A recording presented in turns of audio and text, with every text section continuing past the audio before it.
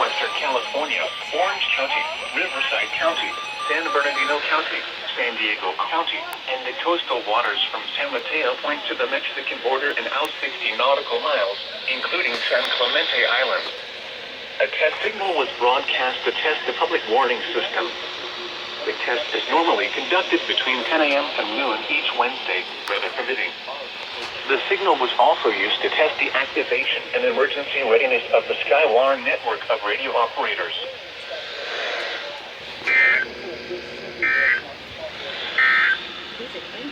Now for the official... Perfect!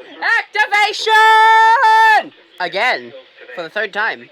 Anyways, that was the required weekly test, so yeah, hope you guys enjoyed. Next week, we'll be doing the required monthly test on KMIR and KJJZ, because it's around the same time as the weekly test, so yeah, see y'all in the next video. Lows 50 to 55.